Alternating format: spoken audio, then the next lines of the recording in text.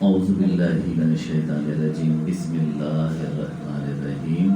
میرے واجب الاحترام دوستو، بھائیو، بزرگوں، میری پردہ نشین مائیں بہنیں، آپ سب کو اعجاز خالق قادری ویسی کی جانب سے السلام علیکم ورحمۃ اللہ وبرکاتہ۔ اللہ رب العزت کا جتنا بھی شکر ادا کریں وہ کم ہے کہ اس نے ہمیں جتنی توفیق عطا فرمائی، ہم نے اسی حساب سے اللہ اس کے رسول کے ذکر کو کر لیا، سن لیا اور اس محفل میں تشریف لے آئے۔ میں ہمیشہ کہتا ہوں کہ اس میں مختلف انداز میں لوگوں نے اپنا اپنا کنٹریبیوشن کیا ہوتا ہے۔ ہم نعتواں حضرات نعتیں پڑھتے ہیں، در حقیقت اس کے پیچھے وہ لکھا ہوا کلام ہوتا ہے جو کسی نے لکھا۔ اب وہ لکھا ہوا جس کا ہے، بعض اوقات وہ دنیا سے تشریف بھی لے گیا۔ کئی پرانے زمانے کے کلام ہیں، بڑے مقبول عام ہوئے ہیں، تو وہ تو اپنی قبروں کی زینت بن چکے ہیں، لیکن ان کا لکھا ہوا کلام جب نعتواں پڑھتا ہے تو در حقیقت انہی کے دل کی آواز ہوتی ہے۔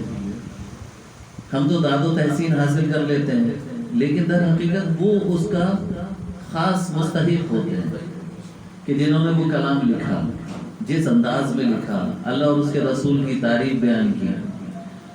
گو کہ اللہ رب العزت کی صحیح تعریف اگر کوئی کر سکتا ہے تو آقا علیہ السلام، یہ آقا علیہ السلام کی کوئی صحیح تعریف کر سکتا ہے تو اللہ رب العزت۔ باقی تو سارے اس کی نقل اتار رہے ہیں، در حقیقت نقل اتار رہے ہیں۔ تو یہ نقل کے لیے بھی کہتا ہوں کہ عقل کی ضرورت ہوتی ہے۔ تو کیا ہی خوب مزاج اپنایا کہ ہم نے نقل بھی کی تو اللہ والوں کی، کیونکہ ہمارے سامنے تو اللہ والے ہی ہوتے ہیں۔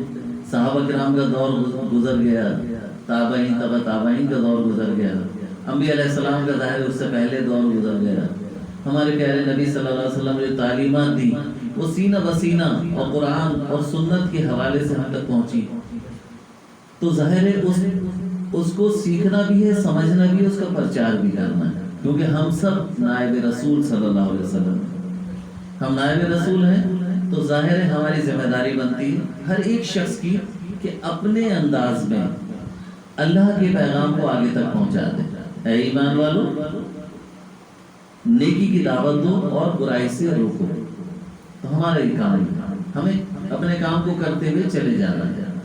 ہمارے پیارے نبی صلی اللہ علیہ وسلم بھی دل گرفتہ ہو جاتے تھے، فکر مند ہو جاتے تھے کہ میں اللہ کے پیغام کو پہنچاتا ہوں، لوگ میری بات نہیں مانتے۔ یعنی وہ کائنات کی وہ ہستی ہیں جو ہر ایک کے لیے انتہائی محبت اور خلوص رکھا کرتی تھی، کہ راتوں میں رو رو کر عبادتیں کرنا اور ان کے لیے دعائیں کرنا یہ عام بات نہیں ہوتی۔ امت کے لیے، اور کس امت کے لیے؟ کہ جو قیامت تک آنے والی ہے، ان سب کے لیے دعائیں کر رہے ہیں۔ یہ بڑی بات ہوتی ہے کہ ہمارا پیارا نبی ہم سے اتنی محبت کرتا ہے کہ ہماری بخشش کے لیے راتوں کو اٹھ کر اللہ سے عبادتیں اور دعائیں کرتا ہے، اور کسی بھی موقع پہ اس نے ہمیں فراموش نہیں کیا۔ پیدائش ہوئی تو اس وقت موجود لوگوں نے دیکھا کہ لبہائے مبارک ہل رہے ہیں، اور اللہ رب العزت سے کہہ رہے ہیں کہ رب حبلی امتی۔ جب وصال ہوا تو بھی آپ کے ہونٹ جنبش کھا رہے ہیں، لوگوں نے سن لیا، صحابہ کرام نے، رب حبلی امتی۔ معراج کی شب میں اللہ نے بلا لیا تو وہاں پر بھی نہیں بھولے۔ کتنا عظیم وقت ہوگا کہ اللہ کے محبوب سے ملاقات ہو رہی ہے اور وہاں پر بھی امتیوں کو نہیں بھول رہے، وہاں پر بھی یاد رکھے ہمیں کہ اللہ میری امت کو بخش دے۔ اللہ رب العزت نے بھی اپنے محبوب کی بڑی دل، یعنی سمجھ لیجئے کہ دل کو بہت ٹھنڈا کر دیا۔ اے محبوب، ہم تمہیں راضی کر دیں گے، اور کیا چاہیے؟ اب راضی کر دیں گے، اللہ بھی بخش دے گا، رسول اللہ صلی اللہ علیہ وسلم شفاعت بھی فرما دیں گے، لیکن ہمارا بھی تو کچھ کام ہے۔ پھر یہ کیا معاملات ہیں کہ انبیاء علیہ السلام عبادتوں میں مصروف ہیں، دعاؤں کا اہتمام کرتے ہیں، صدقہ خیرات کرتے ہیں، مخلوق خدا کی خیر خواہی کرتے ہیں۔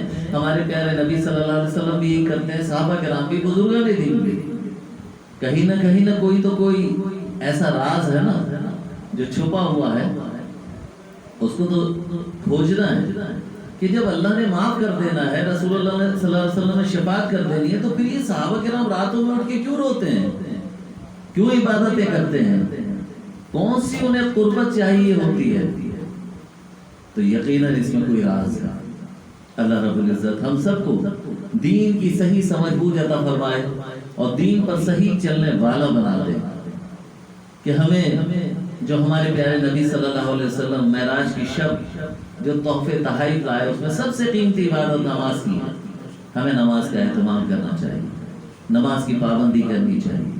نماز ایسے ہی نہیں کہ بس جان چھڑانے کے لیے، بلکہ ہمیں نماز کا اہتمام کرنا چاہیے، نماز کو صحیح معنوں میں سیکھنا چاہیے، سمجھنا چاہیے، وضو صحیح آنا چاہیے، غسل صحیح آنا چاہیے، نماز صحیح سیکھ کر سمجھ کر پڑھنا چاہیے۔ میری آج بھی عادت ہے، 52 سال کا ہو گیا ہوں، آج بھی میری عادت ہے، میں وہ کتاب جو نماز کی کتاب ہوتی ہے، آج بھی اسے کھول کے اس کو پڑھتا ضرور ہوں، کہ کہیں ایسا تو نہیں انسان ہو کہ کوئی چیز بھول چوک ہو رہی ہے، کچھ عمل کرنے میں گڑبڑ ہو رہی ہے۔ اور پھر نماز کو قائم کرنے کا حکم دیا گیا ہے، نماز کو قائم کرو۔ قرآن پاک میں 700 جگہ میں مقامات میں نماز کا حکم آیا ہے۔ ہم نماز پڑھتے ہیں، نماز کو قائم نہیں کرتے۔ نماز قائم کیسے ہوتی ہے؟ میرے پیر و مرشد نے وہ بات کہی جو حضرت سلطان باہو رحمۃ اللہ علیہ کی تعلیمات تھی کہ تم نماز ایسے پڑھو۔ اچھا، اس سے بھی پیچھے چلے جائیے کہ آقا علیہ السلام کی حدیث مبارکہ ہے کہ تم نماز پڑھو، ایسے پڑھو کہ جیسے تم اللہ کو دیکھ رہے ہو۔ اور اگر یہ بھی تصور قائم نہ ہو تو پھر یہ تصور کر لیا کرو کہ اللہ تمہیں دیکھ رہا ہے، تو اللہ ہمیں تو دیکھ ہی رہا ہے، اس میں تو کوئی دو رائے ہی نہیں ہے۔ اس کا تصور کرنا کوئی بڑی بات نہیں۔ مزیداری تو یہ ہے کہ میں اللہ کو دیکھ رہا ہوں۔ اب یہ گتھی کیسے سلجھے؟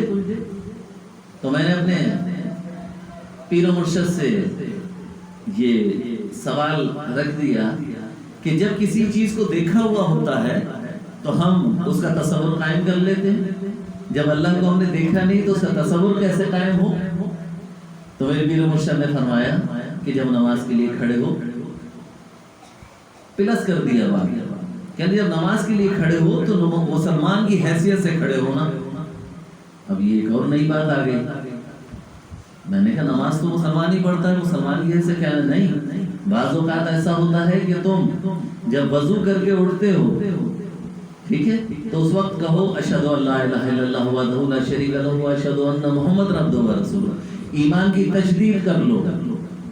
لیکن وضو ہو سکتا ہے بہت پہلے کیا ہو، نماز بعد میں پڑھ رہے ہیں، اس دوران میں ہو سکتا ہے کوئی کلمہ کفر منہ سے نکل گیا اور ایمان سے خارج ہو گئے، تو اب جب مصلی پہ کھڑے ہو جاؤ تو پھر پڑھ لو اشہد ان لا الہ الا اللہ وحدہ لا شریک لہ واشہد ان محمد عبدہ ورسولہ۔ اور پھر ایک اور تعلیمات فرمائی جو چلے وہ بھی عام کر دیتا ہوں، سب کا بھلا ہو جائے گا۔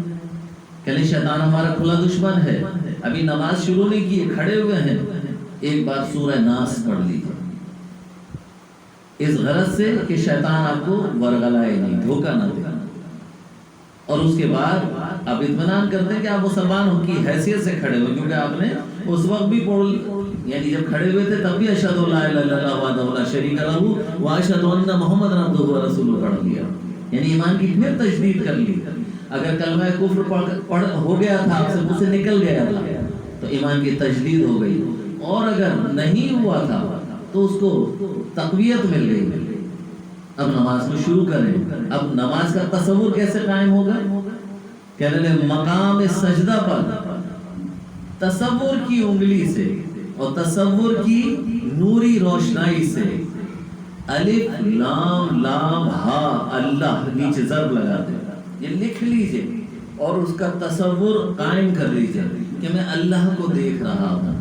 سلطان باہو رحمۃ اللہ علیہ فرماتے ہیں کہ جس نے اپنے رب کو دیکھا تو در حقیقت اپنے رب کو ہی دیکھا، اس میں کوئی رائے نہیں ہے دوسری۔ قرآن پاک کی آیتیں کہتی ہیں کہ تم جس طرف بھی اپنا چہرہ کرو گے اللہ کا چہرہ تمہارے چہرے کے سامنے ہوگا۔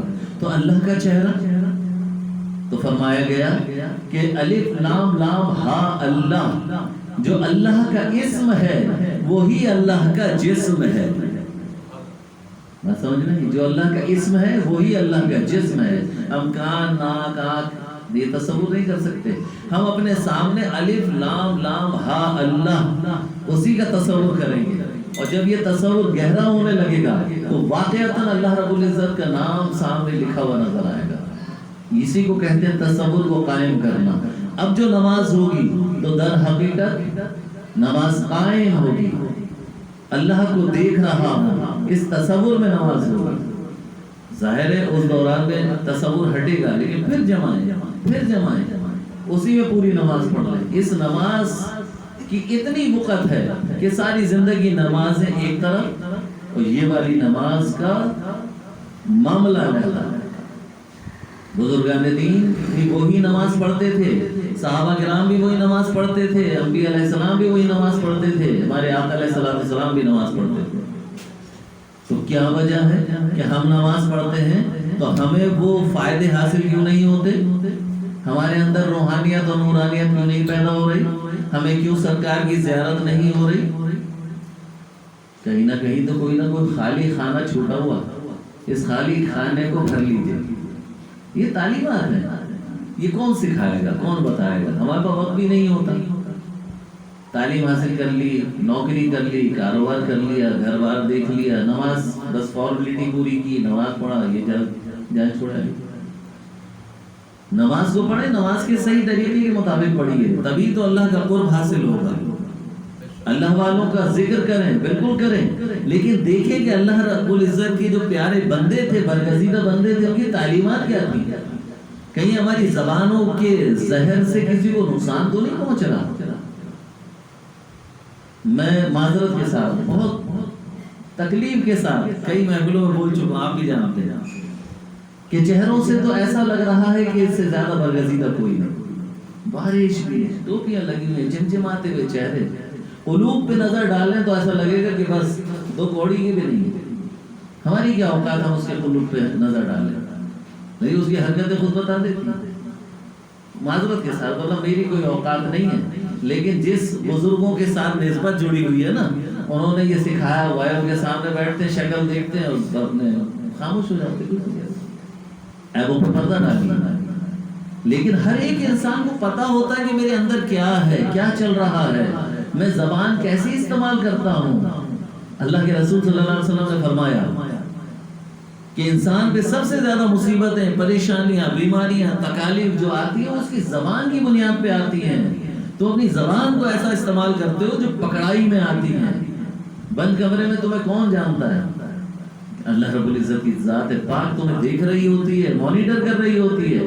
تم کیا کہتے ہو، کیا سوچتے ہو، وہ ہماری چہروں کو نہیں دیکھتے، ہمارے قلوب پہ نظر رکھتی ہے. اسی لیے تو لوگ بچ جایا کرتے ہیں. چہروں سے تو بڑے چمچماتے نظر آ رہے ہوتے، میں بھی ایسی نظر آ رہا ہوں. صاف ستھرا نہایا دھویا، صاف کپڑے پہنے میں، آپ بول رہے ہیں یار کتنے نورانی شکل ہے. پتہ چلا پیچھے میرے کارنامے کچھ اور چل رہے ہیں. تو جب تک ہمارے درمیان میں سے، ہمارے اندر سے منافقت ختم نہیں ہوگی تو کبھی بھی ہمیں اللہ رب العزت کا قرب حاصل نہیں ہوگا. ہمارے پیارے نبی صلی اللہ علیہ وسلم بھی اتنی رکعت نماز پڑھتے تھے جتنی ہمیں تعلیمات فرمائی ہیں. صحابہ کرام بھی وہی پڑھتے تھے، بزرگان دین بھی وہی پڑھتے تھے. کیا وجہ تھی کہ انہیں سرکار کی زیارتیں ہوتی تھیں، ہے نا؟ انہیں جنت میں اپنا مقام دنیا میں دکھایا جاتا تھا. ہمیں کیوں نہیں ہوتا؟ ہمارے اندر کون سی ایسی کمی ہے؟ روتے کیوں نہیں ہے؟ رونا نہیں آتا. اپنے پیر و مرشد سے میں نے کہہ دیا ایک دن، پرانی بات، اللہ انہیں غریب رحمت عطا فرمائے. بڑی بچوں کی طرح انہوں نے تعلیم عطا فرمائی، بالکل قطرہ قطرہ اپنے ساتھ رکھا. اللہ رب العزت نے جنت الفردوس میں اعلیٰ مقام عنایت فرمائے. فرماتے ہیں کہ جب اللہ رب العزت کا نور قلب پہ وارد ہوتا ہے تو رونا خود آ جاتا ہے. یہ وہ رونا ہے جو کسی تکلیف میں رونا نہیں ہوتا کہ مال لٹ گیا تو رو رہا ہوں، تکلیف ہو رہی ہے تو رو رہا ہوں، بیمار ہو گیا تو رو رہا ہوں. نہیں، یہ رونا ہی کچھ عجب ہوتا ہے. اس کی جو لذت لگ گئی تو آدمی پھر اس کو قرار کہاں آتا؟ پھر تو دعا کرتا ہے بے قراری جائے بھی نہیں اور قرار میں بھی رہوں، قرار میں بھی رہوں اور بے قراری بھی نہ جائے. یہ بے قراری کون سی بے قراری؟ اپنے رب سے ملنے کی امید، اپنے رب کا فضل تلاش کرنا، اپنے محبوب آقا علیہ الصلوۃ والسلام سے محبت یہ دل میں بسا لے، آنسو تو خود آئیں گے۔ یہ رونا ایک عجب رونا ہوتا ہے، یہ لذت عشق کا رونا ہوتا ہے، یہ عام رونا نہیں ہوتا، اس کے مزے ہی علیحدہ ہوتے ہیں، اس کے مزے ہی علیحدہ ہوتے ہیں، نہ کوئی تکلیف، نہ کوئی پریشانی، نہ کوئی مسائل، روئے جا رہے۔ یہ بزرگان دین کا وتیرہ ہوا کرتا تھا۔ آج تو آنکھوں سے آنسو خشک ہو گئے، ہر شخص بولتا ہے ہم نے کیا کیا ہے، ہم کیوں معافی مانگیں، ہم کیوں وہ کریں، کمپرومائز کریں۔ گھر گھر میں آگ لگی ہوئی، ہمارا گھر بھی نہیں بچا ہوا، کوئی انوکھا تو نہیں، ہر گھر میں آگ لگی۔ وجہ کیا ہے؟ دین کی صحیح سمجھ مجھے نہیں ہے نا، رشتوں کی تمیز بھی نہیں ہے، لحاظ بھی مر گیا، ختم ہو گیا ساری باتیں۔ ہمیں یہ تو پتہ ہے کہ لوگ ہماری عزت کریں، ہمیں یہ نہیں پتہ کہ ہمیں دوسرے کی بھی عزت کرنی چاہیے۔ ہمیں یہ تو پتہ ہے کہ مجھے تکلیف ہو رہی ہے، ہمیں یہ نہیں پتہ کہ دوسرے کو بھی تکلیف ہوتی ہے۔ ہمیں یہ پتہ ہی نہیں کہ ماں باپ کی کیا اہمیت ہے، اہل خانہ کے ساتھ حسن سلوک، صلہ رحمی کیا چیز ہے۔ بس وہ جیسے جانوروں والی زندگی ہوتی ہے نا، ویسی گزر رہی ہے۔ جس کو بھی بولیں گے نا وہ بولے گا کہ تم غلط ہو، وہ سب کو کہیں گے وہ کہے گا تم غلط ہو۔ کوئی بھی شخص اپنے آپ کو غلط کہنے کے لیے تیار نہیں ہے۔ جب ہم اپنے آپ کو کہیں گے کہ ہم غلط ہیں تو اپنے آپ کو سنواریں گے، درست کریں گے، بہتر کریں گے، اچھا کریں گے۔ جب ہم صحیح ہونے لگیں گے تو معاملہ سیدھے ہونا شروع ہو جائیں گے، اللہ کا قرب بھی حاصل ہو جائے گا۔ ہمارے پیارے نبی صلی اللہ علیہ وسلم کیوں راتوں میں اٹھ اٹھ کے رویا کرتے تھے؟ نعوذ باللہ وہ تو خراب نہیں تھے، ہم جیسے ناکارہ امتیوں کے لیے دعائیں کرتے تھے، انہیں بچا لے، انہیں بخش دے۔ ہم ہیں تو ہم لوگوں کو بخشنے کے لیے تیار نہیں ہیں۔ اللہ کے نبی کہتے تھے میری امت کو بخش دے، اور ہم لوگوں کو بخشنے کے لیے تیار نہیں ہیں۔ وہ ہتھ کنڈا بھی نہیں چھوڑتے کہ کسی بھی، یعنی کہتے ہیں پورے دن میں کیا پوری زندگی میں کوئی ایک لمحہ نہیں جانے دیتے جب کسی کو اڑتا ہوا تیر نہ مار دے، زبان کی برچیاں نہ چلا دیں، تیر نہ اچھال دیں اس کی طرف، اس کی عزت کی دھجیاں بکھیر دیں۔ اور پھر کبھی موقع سے اللہ رب العزت نے بلا لیا، حج بھی کر لیا، عمرے بھی کر لیے، سرکار کے روزے پہ بھی جا گئے، ایسے ہی منہ لے کے پیچھے کیا کر کے آئے وہ بھی دیکھ رہا ہے۔ ایسے ہو جاتا ہے کام؟ ایسے نہیں ہوتا کام۔ ایک محفل میں نے کہہ دیا تھا، میں کہ سرکار کی زیارت ہوئی، کہہ رہے نہیں، میں کہ ہوگی بھی نہیں، ساتھ میں کہہ دیا انشاءاللہ، آدمی کی اور بتی لگ جائے گی، ہاں میں ہوگی نہیں۔ ایسے دل لے کے بیٹھو گے تو کیا گھنٹہ ہوگی معذرت کے ساتھ، مطلب دل کڑتا ہے، جلتا ہے۔ مطلب میں کوئی بہت ترم خان یہ بڑی چیز نہیں ہوں، میں بڑا عاجز ان کے ساتھ ٹائپ کا بندہ ہوں، لیکن جن لوگوں کی صحبت میں بیٹھا انہوں نے اسی طرح سے جھنجھوڑ کے نا سکھایا ہے کہ اپنے آپ کو درست کرو، اپنی زبان کو کنٹرول کرو، اپنے آپ کو صحیح کرو۔ ڈانٹا جاتا تھا، سمجھایا جاتا تھا، میں سوچتا بھی تھا بعد وقت میں نے تو ایسا کچھ بھی نہیں کیا، اس کے باوجود تربیت اسی کو کہتے ہیں کہ بار بار جھنجھوڑا جائے، صحیح ہو جاؤ، درست ہو جاؤ، زبان کو کنٹرول کرو، اپنے دل کو قابو کرو۔ ایک پیاری بات یاد آ گیا، کہتے ہیں بزرگان دین کی محفل میں اپنے قلب کو قابو میں رکھو۔ بزرگان دین کی محفل میں اپنے قلب کو قابو میں رکھو، اور اسی طریقے سے عام لوگوں کی محفل میں اپنی زبان کو قابو میں رکھو۔ یہ ایک حکمت ہے، کیونکہ بزرگان دین کی محفل میں بعض بات دل چاہتا ہے کہ یہ کہہ دوں، یہ کر لوں، یوں بالحانہ انداز، لیکن نہیں، اپنے قلب پہ قابو رکھنا ہے، کیونکہ بہت ساری چیزیں بے ادبی بھی ہو جایا کرتی ہیں، اسے بچنا ہے۔ اور عام لوگوں میں انسان زبان کے تیر برزا دیتا ہے بعض اوقات، تو اس سے بچنا ہے، نہیں، کسی کی دل آزاری نہیں ہونی چاہیے۔ یہ مخلوق اللہ کا کنبہ ہے، یہ مخلوق اللہ کا کنبہ ہے، کوئی فالتو چیز نہیں ہے، کوئی ایسا نہیں ہے جس کا کوئی کام نہ ہو، سب کا کام ہے، اللہ رب العزت نے بنایا۔ کوئی کم تعلیم یافتہ ہو سکتا ہے، کوئی زیادہ ہو سکتا ہے، کوئی کم ہنرمند ہو سکتا ہے، کوئی زیادہ ہنرمند ہو سکتا ہے، کسی کے پاس عقل زیادہ ہوگی، کسی پر کم ہوگی، لیکن کوئی فالتو نہیں۔ ہم نے سب کے ساتھ رہتے ہوئے صلہ رحمی کو اختیار کرتے ہوئے اپنی زندگی کو گزارنا چاہیے۔ ایک دوسرے کی خیر خواہی کریں، ایک دوسرے کی مدد کریں، اپنی بڑائی ماننے کی ضرورت نہیں، بڑائی تو اللہ رب العزت آپ کی ویسے ہی دلوں میں اجاگر کر دے گا۔ حدیث مبارکہ ہے بخاری شریف کی، رسول اللہ صلی اللہ علیہ وسلم نے فرمایا کہ جب انسان اللہ رب العزت کی عبادتیں کر کے، نوافل کا اہتمام کر کے اللہ کا قرب حاصل کر لیتا ہے تو اللہ رب العزت حکم دیتا ہے جبرائیل علیہ السلام کو، اے جبرائیل میں اس سے محبت کرتا ہوں، تو بھی اس سے محبت فرما، اور تمام فرشتوں کو منادی کرا دے کہ سب اس سے محبت کریں، اور اس کے بعد دنیا میں تشریف لا کے لوگوں کے قلوب پہ اللہ رب العزت وارد کر دیتا ہے کہ اس کی عزت کرو، لوگ عزت کرنا شروع ہو جاتے ہیں۔ یہ حکمت کہ جب اللہ کا قرب حاصل ہوتا ہے تو وہ آپ کو مایوس نہیں کرتا کہ تم عام لوگوں میں اس کے ذکر کرو گے، اس نے کہا کہ تم عام لوگوں میں میرا ذکر کرو گے، میں اس سے اچھی محفل میں، یعنی فرشتوں کی محفل میں تمہارا ذکر کروں گا۔ یہ مایوسی تھوڑی ہے، یہ جو ہم لوگ بیٹھے ہوئے ہیں ایک نیت لے کر آئے ہوئے ہیں، اس لیے نہیں کہ مطلب میرے سے ملنا تھا، ان سے ملنا تھا، نہیں، اللہ اور اس کے رسول کے ذکر کی محفل ہے، بس یہی ہمارا مقصد ہے، سننا سنانا، اور اسی پہ ہمارا ایمان پر خاتمہ ہو جائے، اپنے رب کی طرف لوٹ جائے کہ اللہ کو یاد کرتے ہیں، تو انشاءاللہ کامیابی ہمارے قدم چومے گی، اور وہی کام ہوگا جو اللہ چاہتا ہے۔ اللہ نے ہمیں پیدا ہی عبادت کے لیے کیا ہے، اللہ نے ہمیں عبادت کے لیے پیدا کیا ہے۔ جب ہمارا ہر عمل اللہ اس کے رسول کے احکامات کے عین مطابق ہو جائے گا تو پھر ہمارا لمحہ لمحہ عبادت ہی ہوگا، ہمارا مرنا جینا عبادت ہی ہوگا، اسی میں گزرے گا، اور اسی میں ہماری دنیا سے واپسی بھی ہو جائے گی۔ تو یقین رکھیں کہ آپ کو کوئی جنت میں جانے سے نہیں روک سکتا، لیکن بات یہ ہے آپ تو جنت میں جانے کا سوچ رہے ہیں، لیکن دوسرے کی دنیا خراب نہ کریں، دوسرے کی دنیا خراب نہ کریں، محبت کریں، عاجز انکساری کا ہاتھ بڑھائیں۔